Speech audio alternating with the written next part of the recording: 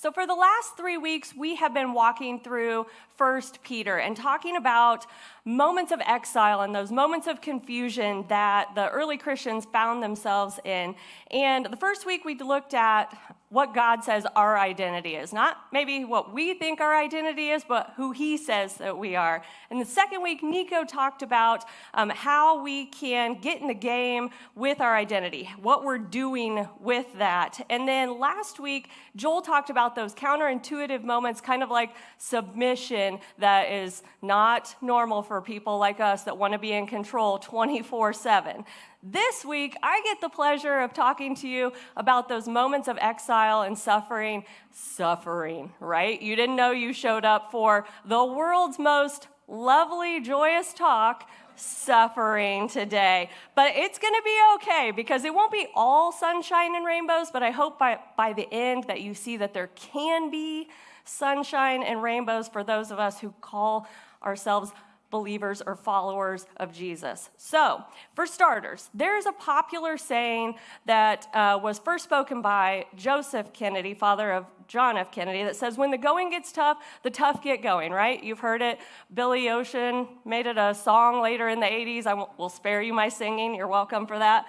We did karaoke the last time I was up here, so if you missed it, no, I'm just kidding. The way I understand that saying, though, is, when times get tough, you pull yourself up from the bootstraps and you just find that inner fortitude and you just get tough. People always say, be strong as a form of encouragement. And I don't believe that is even a thing that can really happen. So that you can't actually make lemonade out of the lemons that might get thrown at you in life. Because if life doesn't also throw you water and sugar, your lemonade's going to be pretty terrible, honestly. So I would go as far as to say that strength doesn't come from becoming stronger, but by actually becoming weaker and more vulnerable. So you might be here and you aren't sure what you believe about this whole faith, Bible, God thing, or you might be here and thinking, lady, you don't know me. I've pulled my bootstraps up so many times. I have literally ripped the handles off with my brute strength, and all of that is totally fine. Just stay with me, okay? And don't walk out when I share some disturbing news this morning, because people who do believe or call themselves Christians are not exempt from tough times. I know, it's really sad news, and I apologize for the inconvenience because I'm with you. But if you came today hoping that I would tell you that as long as you believe or you stay on the path of faith long enough that life's going to be just smooth sailing, you're going to be in for a little disappointment this morning, because that's not necessarily the case. For example, maybe you have been a loyal, hardworking employee that's been passed up for a promotion by somebody with maybe some integrity issues, or maybe you've invested a lot of time into the life of someone to get them back on the right track, only for them to go back to their old ways or to slander you for your, how you've tried to be helpful. Or maybe you invest a lot of time into your body and working out and taking care of yourself, only to be plagued with one health issue after another, only to find, people who maybe don't take care of themselves just living their best life, right? It doesn't always make sense. And initially our reactions are, why me? Or what did I do to deserve this? Or I gave my life to Christ and this is what I get. What we find in 1 Peter 4, where we're going to spend all of today, honestly, is one of Jesus' closest friends, Peter, talking to Christians who are being persecuted because of their faith. So, sidebar, let's talk about persecution for a minute. Because in our day and age and in where we live in this time, we can hardly comprehend what was actually happening to these early Christians, okay? But what Peter has to say applies no matter what form of suffering we have experienced or will experience. So let me give you a little context to the backstory about where we're at today. I told Joel I was going to say this, and he's like, oh, please don't, but I'm going to do it anyways, because it was the summer of 64, but not the summer of 69, like that Bryan Adams song, so, because I always have to throw my music references in there, but far from it, because, Joel talked last week a little bit about Nero, but my version is, the dude was a psychopath, okay? Because if you aren't familiar with him, I would put him right up there with Hitler as far as one of the worst men in all of history. He was known for killing anyone and everyone who even had the slightest hint that they might betray him, whether that's his brother, closest general, his wife.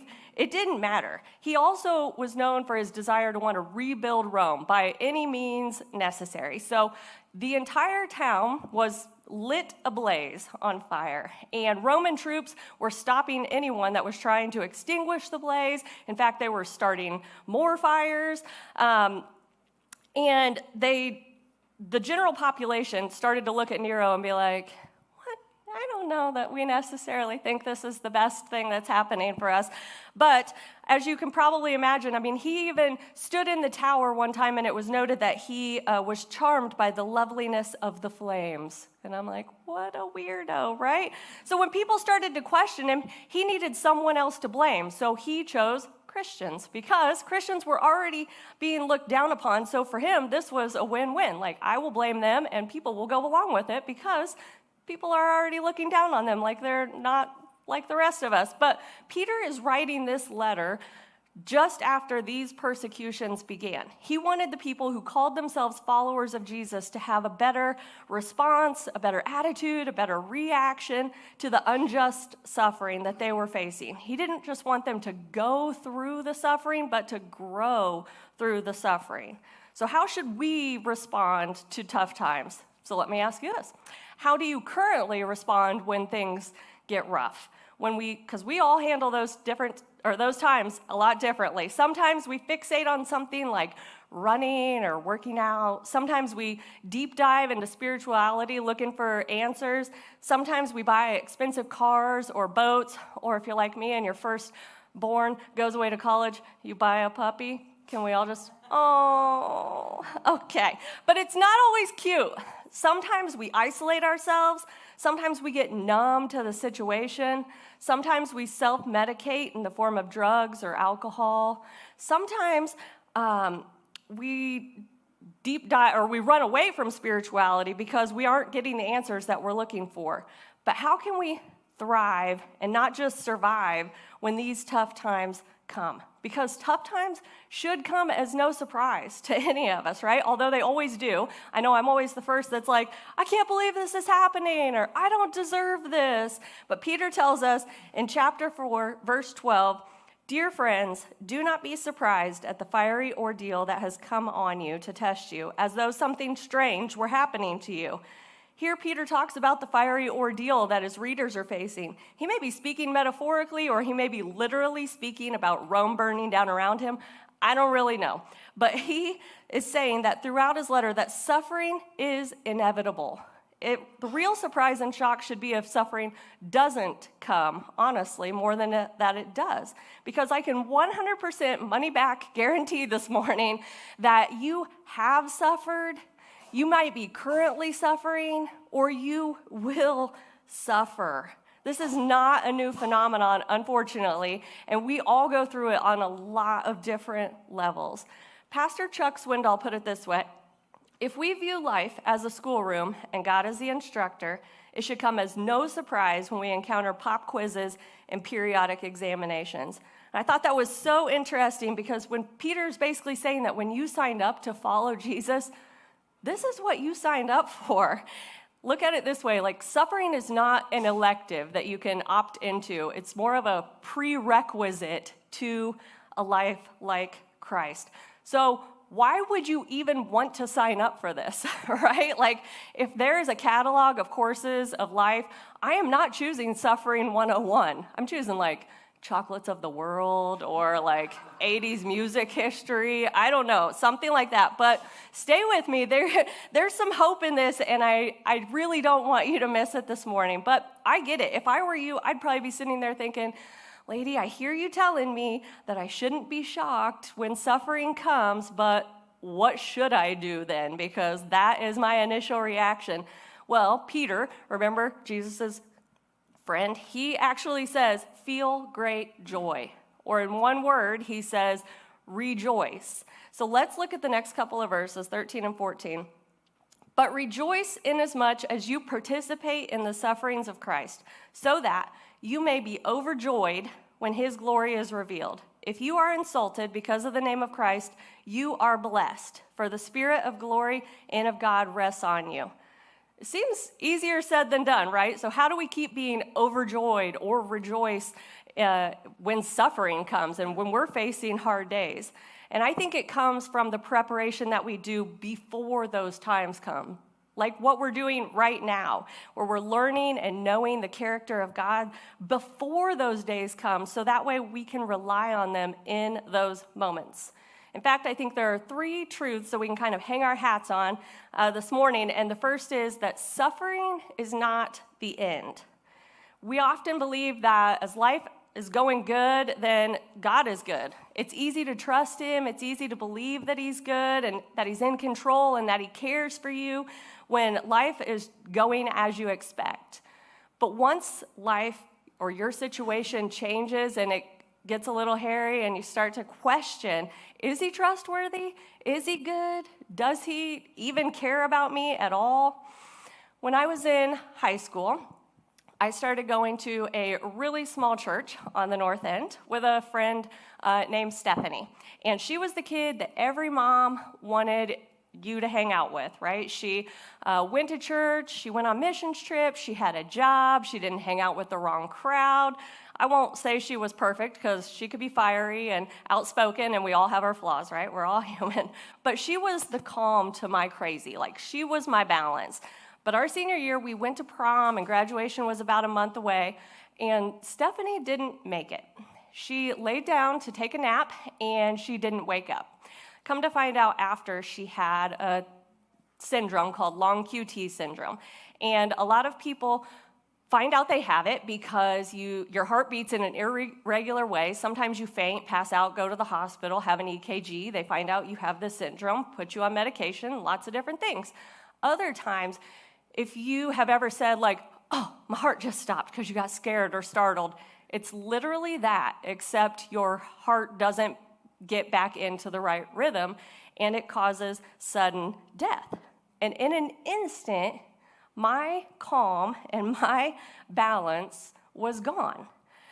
Why in the world would that happen to an otherwise healthy, happy believer of Christ girl?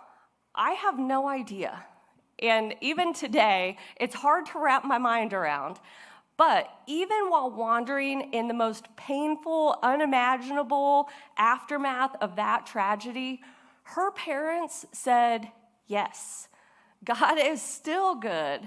And because they knew from the foundation that they had set way, way, way prior that he was trustworthy and that he cared for them and that he loved them.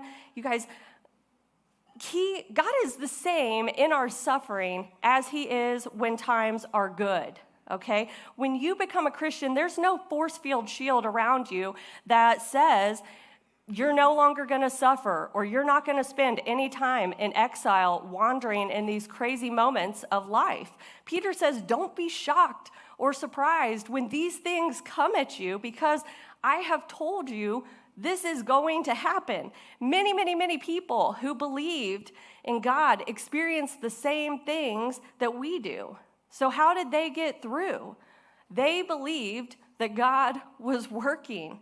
All throughout the scripture, we see Abraham and Sarah struggled with infertility, but eventually had a son because they believed that their suffering was not the end of their story. Job lost all that he had, children, possessions, had boils all over his body, had a wife that said, curse God and die, yet he held on to his belief. Joseph was in a dungeon for 12 years, same with Daniel in the lion's den. Many, many people who in their suffering believed that that was not the end of their story, that God was working and he had so much more for them. But what about those that did actually die? Like Stephen, who was stoned to death, or Peter, who we're talking about today, who ended up being crucified upside down. Wasn't suffering the literal end for them? Not at all. Jesus, the Son of God, was mocked and beaten, all according to God's will, and even in the midst of the most evil moment in history, God was working, and Jesus' suffering wasn't the end of his story. You guys, he rose from the dead, ascended into heaven, and has a seat waiting for you and for me right next to him. And we can feel great joy because of this. Like, I don't know what else is more exciting than that. The loving God of the universe is working, and suffering will not be the end of your story. Even if the worst thing in this physical world happens to you, if you're a follower of Jesus, it's not the end of your story. Because of who all of those people trusted, they knew that the worst thing to happen to them on earth was not the worst thing that could happen to them. Christian pastor and author Tim Keller put it this way: the world can only give us peace that says it probably won't get that bad. Jesus' peace is different. It says, even in the worst that can happen, your death is ultimately the best thing that can happen. We all long for a place that is truly home, and Jesus says that it awaits you. I know that's hard to see, and you're probably looking at me like I have no clue what you've been through or what you're going through. And you're right. The same could be said about you, about me. So let's look at it a little different way. When construction started on the Golden Gate Bridge, people didn't know what it would look like, right? They didn't know it would take a decade to finish either. And what started out looking like two towers on each end with some random pillars in the middle of the water turned into a massive hammock between the two towers. And from there, suspended from the cables, are 254 sets of vertical ropes that are connected to the roadway steel that's now been used more than 1 million times. The builder knew what he was doing. You guys, people couldn't see it. They doubted the technology. They didn't know how it would hold cars or anything. But he was building something beautiful. How can you keep feeling great joy and rejoicing during those moments of suffering and exile that you find yourself in, even when your life looks a mess or you feel like a single pillar in the middle of the water and you have no idea where you're going? Believe that God is working and that suffering is not the end of your story. God is building something beautiful in you. The second truth I want to talk about this morning is His love for you knows no end. We've already read the passage, but verse 13 references Christ's sufferings, and I don't want to move too quickly past this verse because Peter says, "But rejoice inasmuch as you participate in the sufferings of Christ, so that you may be overjoyed when His glory is revealed." So what does that mean exactly? The trials we undergo for being Christians are part of what Peter says makes us share in the sufferings of Christ. So that's why we can rejoice in them. They're actually evidence that we are united with Christ. The early followers thought that their sufferings meant that they had been doing something wrong, but Peter tells them that it's evidence that they were actually doing something right. Because, are you hurting? Jesus knows what it's like to hurt, right? If you've been abused, Jesus knows what it's like to be abused. Do you feel alone, betrayed, disappointed? He knows what it's like to feel all of those things. And in fact, He lived among us, you guys. You have a Savior who knows exactly how you feel. And I don't know if we can fully mentally grasp all of that He empathizes with our suffering. And when I think about being empathetic, I think of a phenomenon I heard of back in high school.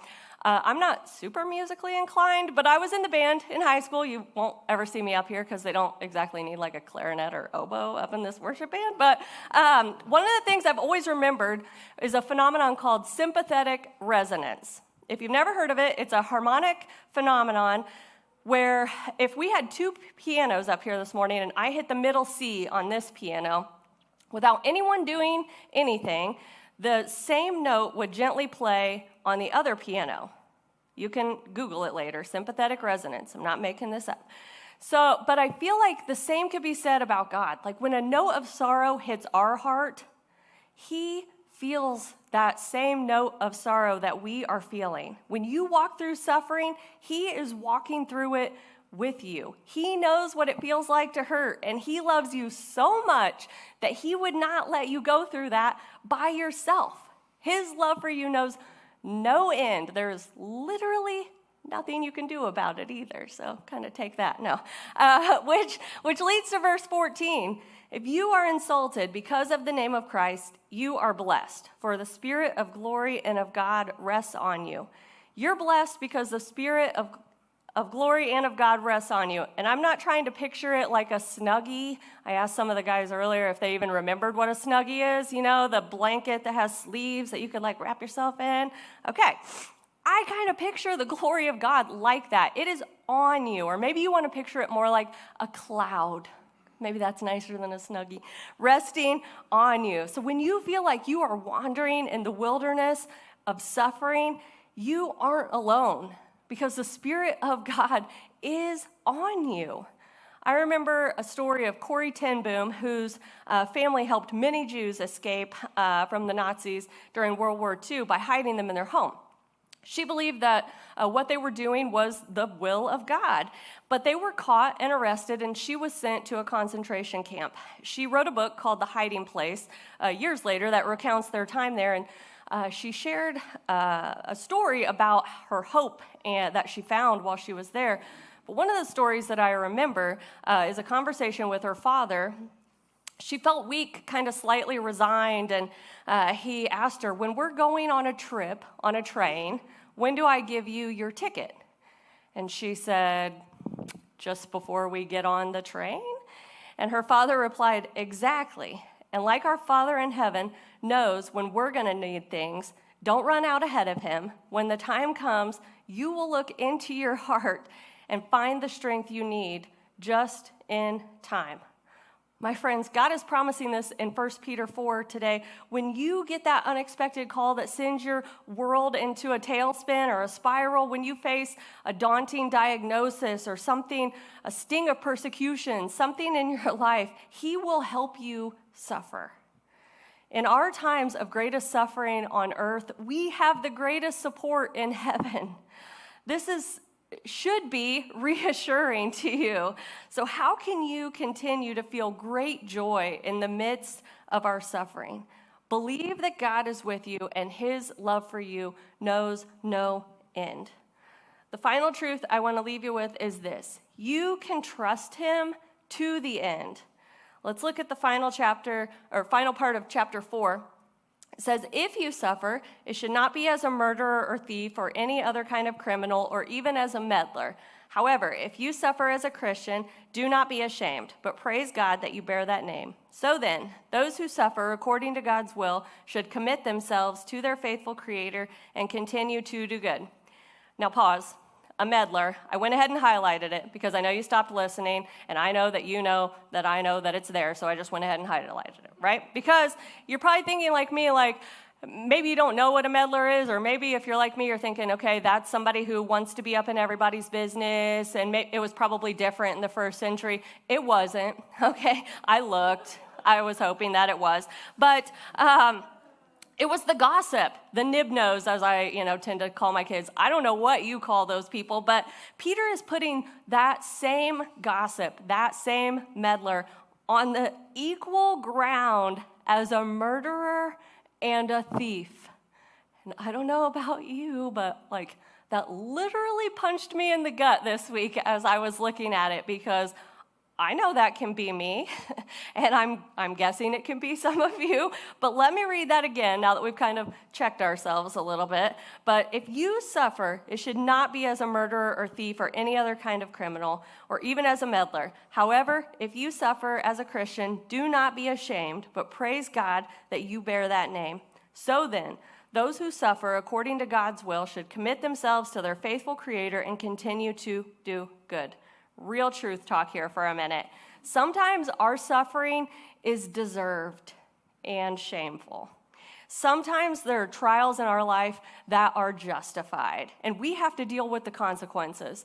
If I go to, it may not be murder or thievery, but if I go to a Mexican restaurant and I eat multiple baskets of chips and salsa before my meal, I am paying for that consequence for a while. Or if my lead foot has me on the side of the road with blue and red flashing lights behind me, I deserve that. I knew the consequence when I, put the pedal to the metal, as I tend to do, and I have to pay for those consequences. But that's not what Peter is talking about here. What he's saying is that we should never be ashamed when we suffer as a result of following Christ. When we're mocked or persecuted for our faith, we should rejoice that God considers us worthy to suffer for him, just as Jesus suffered for us. Back when Peter was writing, people were being persecuted and killed for doing good. Remember Nero? He lit Christians on fire so he could see his garden at night. Psycho. But is God the author of abuse and persecution? Absolutely not. Clearly, suffering at that time was a result of evil and sin in a world that even impacts God's people who are trying to do good. But that's part of the point. Even in an imperfect world like the one that we live in, that's full of suffering and evil, God's people are not immune. What's that look like in your life today? Maybe you've been asked to fudge something at work, maybe a number here, a number there. You could lose your job. Maybe you decided not to do something that the in crowd was doing, and it could cost you your friend group, your coworker group, however you normally find yourself on the in with people. But doing it for the right reason, you may lose something in the short run. But Peter says that at the very end of verse 19, continue to do good. Keep on keeping on, so to speak, no matter what, because that's what we've been called to do. Persecution isn't designed to end us or limit us, but it's designed to teach us what is really important in life. One of Jesus' other followers, Luke, who also has his own book in the Bible, in case you wanted to know, recounts Jesus telling his disciples this: "If anyone would come after me, he must deny himself and take up his cross daily and follow me." I mean, are you willing to have less of yourself and more of Jesus? Are you willing to stand up for what you believe, knowing it could cost you something or everything? It's so important to remember that Jesus is supremely better than all that this world has to offer you put together. That when all of the things that you consider the best of the absolute best in this world are taken away or gone, you can run to him because he is better than everything in this world. And trusting God is not passive submission, though, but an active obedience. So, no, you can't just sit back and believe that all of these things to be true. I apologize. That won't get you where you want to go. It's like if we were playing a game of basketball and you and the opposing team were both going up for the same rebound and you were like, "Oh, it's okay, you can have it," and you just don't go after it. You can't score if you don't have the ball, and you can't win if you don't score points. Trusting God is not a passive move. It's not just being like, "Oh, it's fine." No, it's active choice that we have to make every single day. Author Jerry Bridges says, "Trust is not a passive state of mind. It's a vigorous act of the soul by which we choose to lay hold on the promises of God and cling to them despite the adversity that at times seeks to overwhelm us." Releasing our own control and trusting God is a decision we have to make over and over and over again. And full disclosure, I'm pretty terrible at relinquishing control. I like to make the plan, execute the plan, make sure, put the plan in motion. So when my plans don't look anything like God's plans, it tends to spell trouble. But release of control results in trust, and trust produces hope. And not that God always answers in the way that we hope he will, but that's not for us to try to white knuckle and grasp and make happen. We have to choose to hold on to his promises and cling to them even when we're overwhelmed, it says. As followers of Jesus, we are called to trust God both when everything is going good and when it's not. Remember that Jesus is for you. You guys, he is your biggest cheerleader. When you think that no one else is in your corner and that you're all alone, he is. He would never let suffering be the end of your story because his love for you knows no end. There's literally, like I said, nothing you can do that would make him stop loving you. And if that's not reason enough to trust him to the end, I'm not sure what is. But Peter has no intention in the scriptures we've looked at today of pretending like suffering is not real, because it is. Like we just need to buck up and get tough and be better. No, he's telling us that we need to hold on to God's promises during those moments of suffering and exile, remembering that he has himself willingly taken on the most fathomless depth of human suffering, and he knows what you are going through. In fact, I think that if Peter were here today, he would have us leave not with all of the answers or how or why or, what God is doing in your season of exile, but I think he would just have us hold on to the trust and knowing that God is both good and trustworthy when we're on top of the world and when we feel like the world might be on top of us. You can look at suffering, I know another sports analogy here, but kind of like a baseball team or any sports team, really. There's in season and there's off season, right? In season, you're putting in the work, you're executing the plan, you're in the game. In the off season, you're planning, preparing, conditioning, getting stronger. We need to put the work in during the off season to be ready when our season of suffering shows up and when it's our turn up to bat. So where are you when it comes to thriving versus just surviving in those difficult moments? Maybe you're currently in the game and you're in a season of suffering and pain. Maybe you're on the bench because your turn up to bat is over for now. Maybe you need to even get on the team because you've realized that trying to get through those moments without teammates and a coach is pretty difficult. Maybe you've tried to quit the team and you need to remember that you have teammates and a coach who are cheering you on and fighting for you. Wherever you are, God wants to meet you there. The band's going to come up here in a minute and lead us in a final song. And as we sing, I'd challenge you to listen to the words and focus on them because we can't control what tomorrow will bring, but in the middle of it all is where he promises to be. Let his love rise above every fear and in every weakness. If you would like someone to pray with you, maybe you're in a season of suffering. Maybe you're in season right now and you wish that it was off season. We will have people who are willing to pray with you down front during this song, and we would love and be honored to pray with you and for you. If you've been wandering alone and trying to figure it out all by yourself, or maybe you've just stopped and started standing still because you don't know what else to do, come and let him meet you here today. You guys, we don't have all of the answers, but we can join you in your mess and pray for a better way together.